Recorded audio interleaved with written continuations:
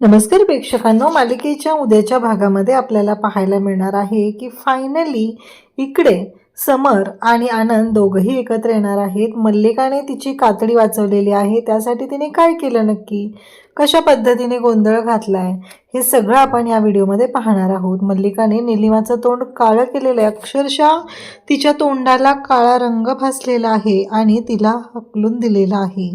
हे सगळं मल्लिकाने केलेलं आहे आणि त्यामुळं इकडे तिचं बिंग तर फुटलं नाही, पण हुशारी मात्र तिने जी दाखवली आहे ती मात्र खरंच विचार करण्यासारखी आहे. त्यानंतर समर सायकल घेऊन, त्याची आणि आनंदची जी सायकल आहे ती सायकल घेऊन समर गेलेला आहे आणि त्याने जाऊन आनंदची भेट घेतलेली आहे, त्याची माफी मागितली आहे. हे सगळं कशा पद्धतीने होणार आहे ते आपण आपल्या आजच्या या व्हिडिओमध्ये पाहणार आहोत. त्यासाठी व्हिडिओ शेवटपर्यंत पहा. त्याचबरोबर चॅनलवरती नवीन असाल तर चॅनलला नक्की सबस्क्राईब करा. इकडे समर आजीला वॉकला घेऊन जात असतो. आजीची मात्र वेगवेगळे नखरे सुरू असतात की अरे मला बागेत जायचं आहे. समर म्हणत असतो की आजी काय हे, एकदा हात सोड म्हणते, आत्ता हात सोडला तर तुझा तोल गेला होता आणि आता परत काय हात सोड म्हणते आणि बागेत जायचं, आत्ता वेळ आहे का सांग बरं, किती ऊन झालंय आणि आत्ता का बागेत जायचं आहे तुला, असं समर आजीला बोलत असतो. आणि तेव्हा मात्र आजी इकडे सांगतच असते, ती ऐकायलाच तयार नसते. ती म्हणत असते की नाही मला आत्ताच जायचं आहे.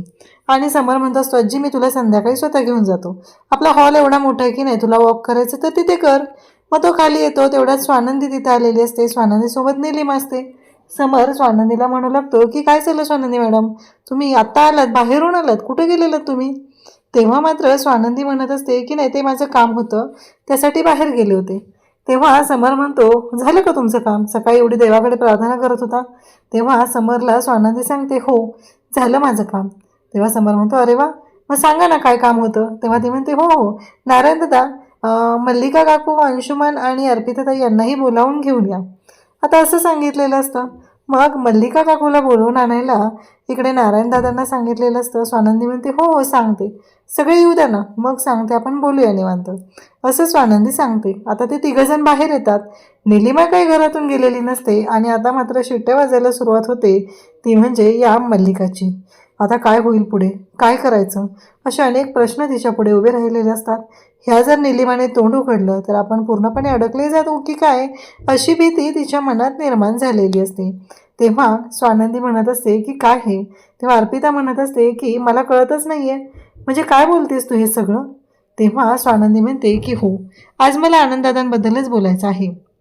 तेव्हा अर्पिता म्हणते तुला कळत नाही का गं स्वानंदी, म्हणजे एक साधी गोष्ट विचार कर बरं, कारण त्यामुळं एवढा दादाला त्रास होतोय आणि तरीही तू दादाला त्रास देणं काही केलं थांबवत नाहीये, तुझ्या डोक्यात हे सुरूच आहे ना सगळं, असं म्हणत ती बोलायला सुरुवात करते. आणि तेव्हा मात्र खूप मोठ्या गोष्टी घडत असतात आणि त्याच वेळी इकडे पाहायला मिळतं ते म्हणजेच आता स्वानंदी म्हणते हो सगळ्यांना सांगणार आहे मी सगळं. कसं आहे त्या दिवशी जे काय झालेलं होतं ते सत्य तर सर्वांच्या समोर येणारच आहे ना, असं म्हणत बोलायला सुरुवात झालेली असते. आणि मग मात्र इकडे स्वानंदी आता ज्या पद्धतीने बोलत असते आणि त्याच वेळी जेव्हा गोष्टी घडत असतात तेव्हा स्वानंदी म्हणते पुरावा आहे माझ्याकडे, लॅपटॉप आणलेला आहे, लॅपटॉपवर CCTV फुटेज स्वानंदी सगळ्यांना दाखवत आहे. आणि मग मात्र जेव्हा आता लॅपटॉपवरती ह्या सगळ्या गोष्टी आता सुरू झालेल्या असतात आणि मग स्वानंदी तिथं दाखवते आनंदच्या पार्किंगमधलं ते CCTV फुटेज असतं आणि आनंदच्या पार्किंगमध्ये जे CCTV फुटेज आहे ते सगळ्यांच्या समोर लावलं जातं. आणि मग मात्र आता प्रश्न उभा राहिलेला असतो, सगळेजण पाहत असतात हे सगळं काय आहे. त्यामध्ये सरळ सरळ दिसत असतं की हे गेलेली आहे, म्हणजेच कोण तर निलिमा तिथे गेलेली आहे आणि निलिमाने तिथे जाऊन जो काही राडा घातलेला आहे, त्या गाडीचं डोअर ओपन केलेलं आहे, डोअर ओपन करून त्या पिशवीतला हार चोरलेला आहे, ते सगळं दिसत असतं, सगळेजण पाहत असतात. आता निलिमाला धक्का बसलेला असतो आणि त्याहीपेक्षा धक्का बसलेला असतो तो म्हणजे मल्लिकाला. आता माझं काय होणार, आता मी याच्यामध्ये अडकली जाणार आहे असं म्हणत आता तिला भीती वाटायला लागलेली असते. ती घाबरलेली असते की आता करू काय, ह्या सगळ्या गोष्टीतून मी कशी बाहेर पडणार आहे हा प्रश्न तिच्या पुढे असतो. सगळेजण फुटेज पाहत असतात आणि आता तिथून पळ काढायला लागलेली असते, ती म्हणजेच निलिमा. तेव्हा स्वानंदी म्हणते की कुठे कुठे निघाला तुम्ही, कुठेही बाहेर जायची गरज नाही, एवढं लक्षात ठेवा, कारण हे सगळं कोणामुळं घडलेलं आहे? हे सगळं तुमच्यामुळं घडलेलं आहे, त्यामुळं तुम्ही कुठंही जायचं नाही असं सांगितलं जातं. आणि आत्ता खरं खरं सांगायचं, आता तुम्ही खोटं तर बोलू शकत नाही आहे, त्यामुळं मला खरं खरं सांगा की हे सगळं कोणी सांगितलं तुम्हाला करायला? हे सगळं तुम्ही का केलेलं आहे? इकडे मल्लिकाला तर भीती वाटायला लागली आहे की आपण याच्यामध्ये पकडले जाऊ की काय, म्हणून मल्लिकाने स्वतःच्या डोक्याला हात लावला आहे आणि ती खाली बसली आहे. मल्लिका खाली बसली आहे आणि ती म्हणत असते, हे सगळं काय घडतंय? आता अर्पिता आणि अंशुमान यांचे चेहरेसुद्धा पाहण्यासारखे झालेले असतात, कारण त्यांनाही जाणवलेलं आहे की आता आपण याच्यामध्ये अडकले जाणार आहोत. स्वानंदीने तर पुरावाच आणलेला आहे, त्याच्यामुळं प्रश्नच येत नाही आहे हे दोघेजण कशा पद्धतीने अडकले जातील याचा विचारही कोणी करू शकत नाही. आणि त्याचबरोबर ह्या सगळ्या गोष्टी घडत असतात. इकडे मल्लिका म्हणत असते की आता काय करायचं? या निलिमाने तोंड उघडायला नको आहे. जर का या निलिमाने तोंड उघडलं असेल तर मात्र खूपच अवघडच होणार आहे. आणि त्याचबरोबर या सगळ्या गोष्टी स्वानंदी मात्र वारंवार विचारत असते की हे सगळं काय चाललेलं आहे? या सगळ्या गोष्टी काय घडत आहेत? आता स्वानंदी मात्र प्रश्न विचारत असते, का? तुम्ही का केलं हे सगळं? निलिमाला भीती वाटत असते की आता मी काय करणार आहे? हे कशा पद्धतीने रिॲक्ट करू? या सगळ्या गोष्टी आता पूर्ण झालेल्या असतात. आणि तेव्हा मात्र इकडे मल्लिकाने डोक्याला हात लावला आहे. मला तर कळतच नाही आहे की मी काय करू आणि कशा पद्धतीने हे सगळं करू? निलिमा म्हणत असते की मीच केले हे सगळं, कारण मला आनंदशी काही प्रॉब्लेम नव्हता. मला ना निकिताचा बदला घ्यायचा होता, कारण तिने माझा एकदा अपमान केला होता. मग आता सगळेजण तिला बोलायला सुरुवात करतात की कळतंय का तुम्हाला हे सगळं तुम्ही काय बोलताय? या सगळ्यामध्ये आनंदला का ओढलं तुम्ही? आनंदशी का अशा पद्धतीने वागला आहे?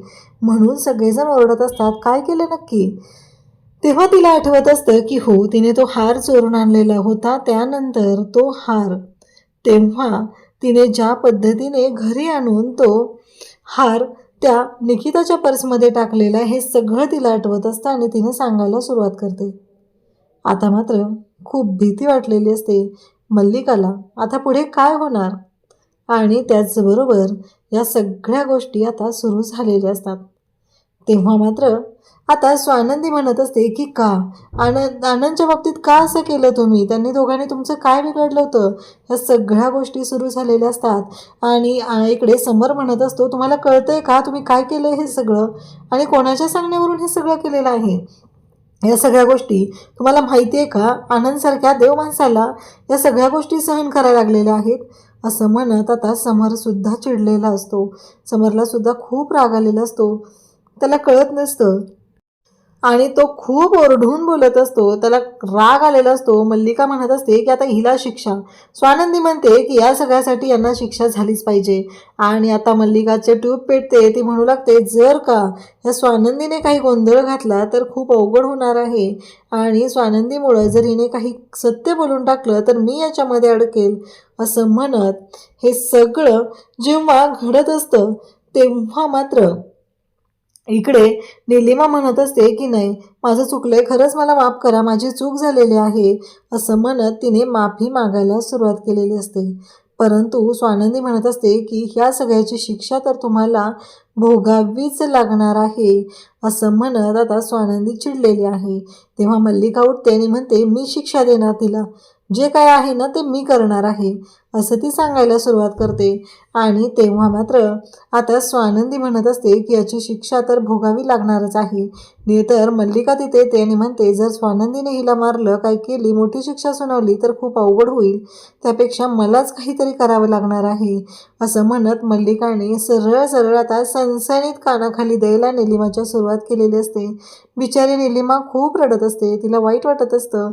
तिचा तर काहीच दोष नाही आहे, फक्त तिनं तिच्या आपल्या मैत्रिणीला मदत करत असते आणि या सगळ्यासाठी आज तिला शिक्षा भोगावी लागत आहे आणि या सगळ्या गोष्टी सहन कराव्या लागत आहेत. खरं तर हे सगळं जे काही घडत असतं ते मात्र खूपच भयानकच असतं. मल्लिका म्हणत असते, लाज आणलीस तू मला, माझी मैत्रीण म्हणून या घरात आली आणि आमच्या घरातल्या आनंदसारख्या माणसाला तुझ्यामुळे एवढा त्रास सहन करायला लागलेला आहे, तुझ्यामुळे हे सगळं भोगावं लागलेलं आहे. या सगळ्या गोष्टी तुझ्यामुळं झालेल्या आहेत, या सगळ्याला तू जबाबदार आहे असं म्हणत आता त्या दोघी एकमेकींना ज्या पद्धतीने बोलत असतात ते पाहून तर खरं तर धक्काच बसलेला असतो. स्वानंदी म्हणत असते फक्त एवढीच शिक्षा, कारण यांचं असं म्हणणं असतं ते म्हणजे की या सगळ्या गोष्टींमुळं आता हे सगळं झालेलं आहे. आणि स्वानंदी म्हणत असते फक्त एवढीच शिक्षा. तेव्हा ती म्हणते की नाही, तिला अशी शिक्षा देणार आहे की तिच्यामुळं आमचा आनंद घरातून मान खाली घालून गेला, या सगळ्या माणसांच्या समोर त्याला एवढा त्रास झालेला आहे असं इकडे समरसुद्धा सांगत असतो. आणि तेव्हा मात्र इकडे मल्लिका म्हणते नारायण काळा रंग घेऊन ये. सगळेजण पाहत असतात हे सगळं अति काय चाललेलं आहे असा प्रश्न पडलेला असतो. आणि इकडे स्वानंदी समोर सगळेजण पाहत असतात. मल्लिका म्हणते की तोंड दाखवायच्या लायकीची हिला ठेवणार नाहीये, अशी अवस्था हिची करणार आहे असं म्हणत मल्लिका आता तिला दोष देत असते. इकडे आनंदला खूप टेन्शन आलेलं असतं. त्याला कळतच नसतं की काय होईल. एकतर आधी आपल्याला पुरावा द्यायचा होता, तेव्हा हार्ड ड्राईव्ह आपली करप्ट झाली, या सगळ्या गोष्टी घडत आहेत. आणि आता तर सगळं नीट होईल ना. तेव्हा मात्र इकडे बोलते निकिता की काय माहिती, पण होईल आहे. इतक्या वर्षांची मैत्री ना, नक्की समजून घेईल आपल्याला समर, नाही काळजी करायची गरज, असं ती बोलते. तेव्हा मात्र आता इकडे निलिमा म्हणत असते प्लीज असं नको करू, मला माफ कर, माझ्याकडनं चूक झाली आहे.